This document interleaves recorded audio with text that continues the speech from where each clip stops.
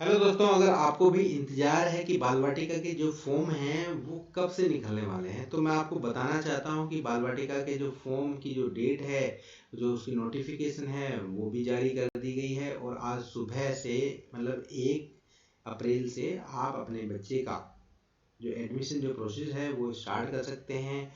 अगर आप बाल वाटिका में एडमिशन फर्स्ट में करवाना चाहते हैं तो आपके बच्चे की क्या एज होने वाली है, क्या डॉक्यूमेंट्स लगने वाले हैं, अगर आप ART के माध्यम से करवाना चाहते हैं तो क्या प्रोसीजर है, क्या डॉक्यूमेंट लगेंगे, विदाउट RT अगर करवाना चाहते हैं तो क्या प्रोसीजर है, किसको प्राथमिकता ज़्यादा दी जाएगी, क्या प्रोसीजर है, स्टेप बाय स्टेप मैं आपको बताने वाला हूं दोस्तों। तो वीडियो में आप बिल्कुल बने रहिएगा, स्टेप बाय स्टेप आप वीडियो को देखते रहिएगा, आपको इन्फॉर्मेशन कंप्लीट मिलने वाली है। तो सबसे पहले आपने क्या करना है दोस्तों, आपने अपना जो भी ब्राउज़र है उसको ओपन करना है और उसमें जो सर्च इंजन पे जो भी आप यूज़ करते हैं उस पर क्लिक करना है या राइट करना है KVS। जैसे ही करेंगे तो आपके सामने जो भी रिजल्ट आएगा उसमें सबसे फर्स्ट में जो रिजल्ट आएगा उस पर आपने यहाँ क्लिक करना है, आप डायरेक्ट एडमिशन पे क्लिक कर सकते हैं। तो ये जो साइट है वो KVS संगठन.nic.in है। तो मैं एडमिशन पे क्लिक करता हूँ, डायरेक्ट जो लिंक है वो एडमिशन का यहाँ ओपन हो जाता है नोटिफिकेशन का। ठीक है, तो ये जो प्रोसीजर है दोस्तों ये ऑफलाइन मोड है, ऑनलाइन नहीं है। बाल वाटिका फर्स्ट सेकंड थर्ड का कोई भी या जो फॉर्म है आप जो प्रोसीजर अप्लाई करेंगे उसका ऑनलाइन मोड नहीं है, ऑफलाइन मोड है। आपने स्कूल में जाके ही फॉर्म मिलेगा फ्री ऑफ कॉस्ट। तो आपने नीचे आना है, नीचे आके आप यहाँ लिस्ट ऑफ बाल वाटिका KVS देख सकते हैं। यहाँ से आप क्लिक करेंगे तो ब्राउजर में ओपन होगा, यहाँ से डाउनलोड फाइल कर सकते हैं। नीचे यहाँ शेड्यूल देख सकते हैं 2024-25 का बाल वाटिका का। यहाँ नीचे आएंगे तो यहाँ आप देख सकते हैं KVS एडमिशन नोटिस देख सकते हैं। तो मैंने ऑलरेडी पहले ही कि जो वीडियो है वो ज़्यादा लेंदी ना हो तो मैंने आप लोगों के लिए पहले ये ओपन करके रखी हुई है। सबसे पहले हम देखेंगे कि अगर आप अपने बच्चे का RTE में के माध्यम से आप अपने बच्चे का बाल वाटिका फर्स्ट में अगर एडमिशन करवाना चाहते हैं तो सबसे पहले तो दोस्तों मैं आपको बताना चाहता हूं कि सबसे पहले क्या देखना है। आपने देखना है कि आपके बच्चे का जो एडमिशन करवाने से पहले कि जो आपके नियर बाय जो स्कूल है केंद्रीय विद्यालय उसमें बाल वाटिका थर्ड या फर्स्ट सेकेंड थर्ड जो भी है वो फंक्शनिंग है या नहीं है। देखिए यहाँ जो लिस्ट दी हुई है फर्स्ट में स्टार्टिंग में ये जो लिस्ट दी हुई है दोस्तों ये 445 जो KVS हैं ऑल ओवर इंडिया उनकी जो रन कर रही है जो फंक्शनिंग है बाल वाटिका थर्ड ये यहाँ दी हुई है। अगर डायरेक्ट आप बाल वाटिका में करवाते हैं एलिजिबल हैं तो आप यहाँ से पहले वो लिस्ट देखनी है, सबसे पहले लिस्ट देखनी है। उसके बाद आप तो आप देखेंगे कि जो मिड में पेज नंबर 12 11 और 12 के बीच में मतलब 12 और 13 के बीच में मिड में ही list of 50 KVS where Bal Vatika first second third are function. तो यहाँ तीनों हैं। तो पर क्या है कि जो बाल वाटिका फर्स्ट सेकेंड और थर्ड में अगर आप सेकेंड में एडमिशन करवाना चाहते हैं तो आप और थर्ड में एडमिशन ऐसे स्कूल में करवाना चाहते हैं जहाँ तीनों क्लास रन है तो वहाँ सेकेंड और थर्ड में आपके बच्चे का जो एडमिशन है दोस्तों वो होने के जो चांस हैं वो कम होते हैं। अगर फर्स्ट में करवाते हैं चांस होने के चांस ज़्यादा हैं, अगर सेकंड थर्ड में करवाते हैं तो कम होते हैं। क्योंकि जो फर्स्ट में बच्चे होते हैं वो जो प्रमोट होके सेकंड में आते हैं तो अगर वैकेंट सीट होती हैं खाली सीट होती हैं तो ही आपके बच्चे का एडमिशन उसमें आप हो सकता है या आप अपने फॉर्म अप्लाई कर सकते हैं। तो यहाँ से आप देख सकते हैं अपने आपके स्टेट और आपका जो KVS है उसका नाम यहाँ से आप देख सकते हैं, पूरी डिटेल आप चेक कर सकते हैं। दूसरा कि आपको एज क्राइटेरिया क्या है। तो बाल वाटिका जो फर्स्ट है उसमें ये जो एज क्राइटेरिया है वो आपके बच्चे का मतलब 3 साल कंप्लीट होना चाहिए और वो 4 साल से छोटा होना चाहिए। बाल वाटिका सेकेंड में वो 4 ईयर और 5 ईयर से छोटा होना चाहिए। बाल वाटिका थर्ड में वो 5 साल कंप्लीट होने चाहिए 31 मार्च 2024 को और 6 साल से वो छोटा होना चाहिए। अगर आपका बच्चा स्पेशल चाइल्ड कैटेगरी में आता है, ठीक है, तो यहाँ देखिए यहाँ लिखा हुआ है the maximum age limit can relax by 2 year in case of children with special need. Yes, और ये प्रिंसिपल के द्वारा आपको छूट दी जाएगी। जो एज यहाँ दी हुई है इसके अलावा आपको 2 साल की अगर आपका बच्चा चिल्ड्रन विद स्पेशल नीड तो इसका अलग से जो सर्टिफिकेट है जिस भी हॉस्पिटल से आप जो सर्जन है उसके द्वारा जो आपके डॉक्यूमेंट्स हैं उस पर ऑथराइज आप करवा लीजिएगा कि भैया जो बच्चा है वो children of special need category में आता है, तो वो आप एलिजिबल होते हैं कि आप अपने बच्चे का इसमें जो फॉर्म है चिल्ड्रन विद स्पेशल नीड में भरने का। देखो एज डॉक्यूमेंट सब सेम रहने वाले हैं, बस आपने वहाँ सेलेक्ट खाली क्या करना है, special children with special need वाली कैटेगरी सेलेक्ट करनी है। डॉक्यूमेंट सबके सेम रहने वाले हैं, बस आपका जो डॉक्यूमेंट्स है ये अलग से रहने वाला है। तो एज ये रहने वाली है।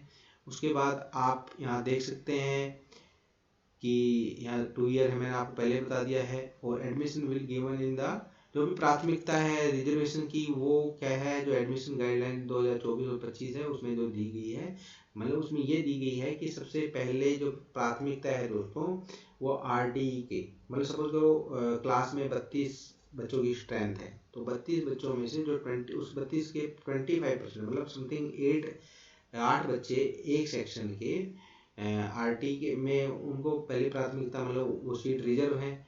और दूसरी जो सीट है कैटेगरी है वो चिल्ड्रन विद स्पेशल नीड को मिलेगी। उसके बाद फिर जो सेंट्रल गवर्नमेंट है, आर्मी में है और जो पैरामेडिक में है, या जितने भी जो ऑटोनोमस बॉडी हैं या हायर एजुकेशन इंस्टीट्यूट हैं जो जिनकी गवर्नमेंट की 50% की भागीदारी हो, ऐसे वो आप अपने बच्चों के जो एडमिशन के लिए अप्लाई कर सकते हैं, वो 3rd, 4th, 5th कैटेगरी में आते हैं।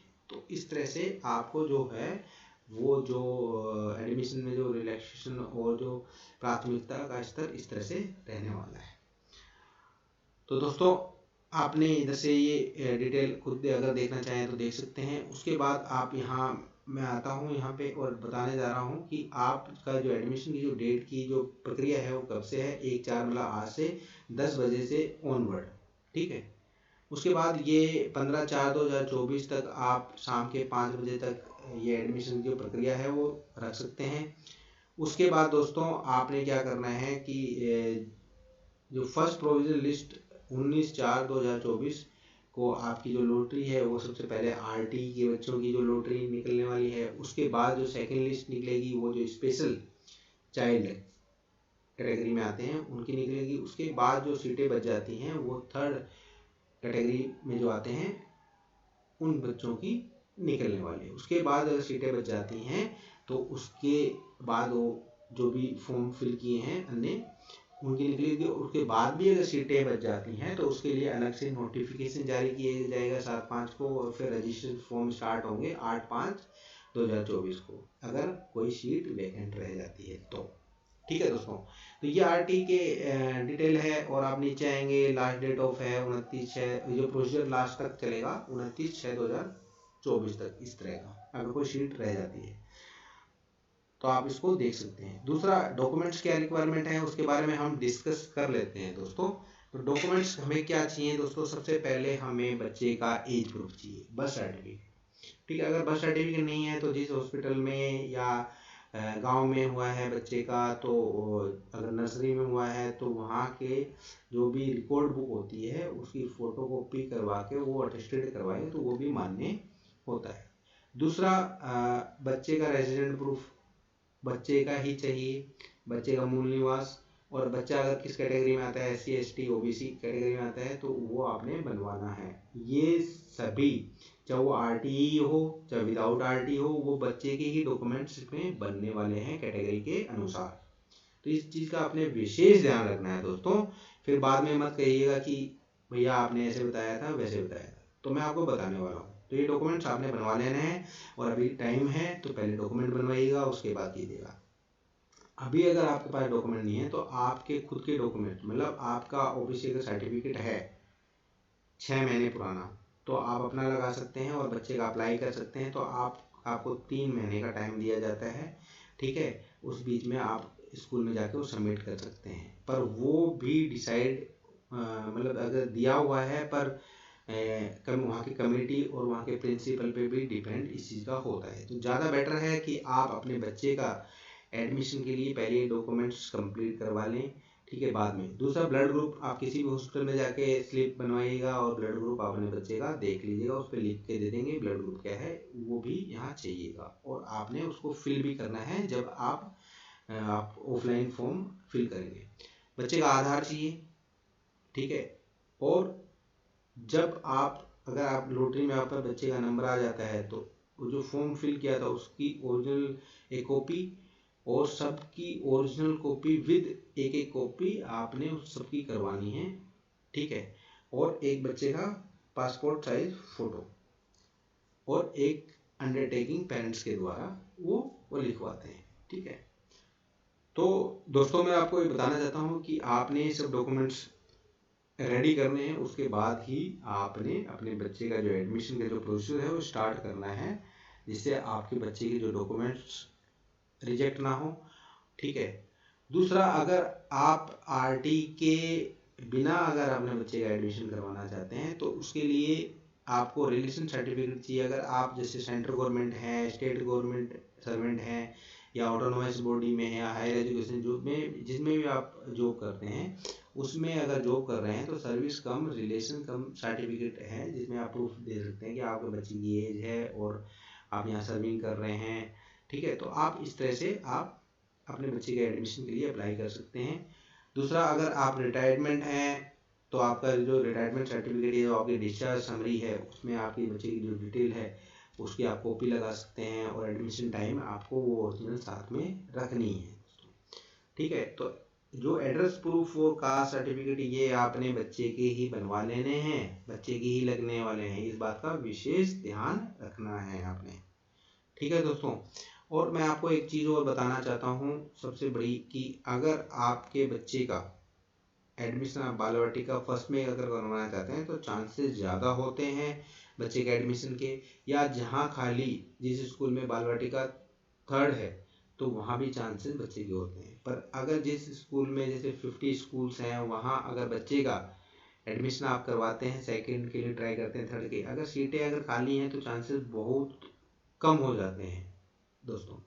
और थर्ड बात ये मैं आपको ये एक बात बताना चाहता हूँ कि अगर आप सेंट्रल गवर्नमेंट एम्प्लॉय हैं और आप मतलब ट्रांसफ़र होके आ रहे हैं, तो ट्रांसफ़र का रूल दोस्तों ये है कि सबसे पहले आपको देखना ये है कि 7 साल आपकी सर्विस के 7 साल में कम से कम एक बार मिनिमम एक बार आपका ट्रांसफ़र हुआ हो, ठीक है।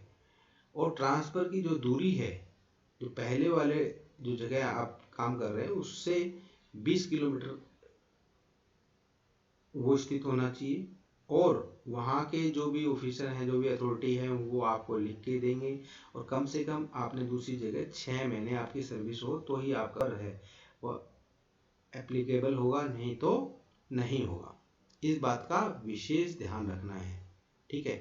ये रिक्वायरमेंट है, वो ट्रांसफ़र सर्टिफिकेट पे वो चाहिएगा, तो इस बात का भी आपने विशेष ध्यान रखना है। और आरटी के बच्चों को ये है कि आपने 5 किलोमीटर के दायरे में आपका जो घर है वो होना चाहिए। अगर ग्रामीण क्षेत्र में आते हैं तो 8 किलोमीटर के दायरे में होना चाहिए। अगर स्कूल सिटी में है और आप ग्रामीण में रहते हैं तो वो आपके गांव से 8 किलोमीटर के अंदर अंदर आना चाहिए, तो आप अपने बच्चे का एडमिशन करवा सकते हैं।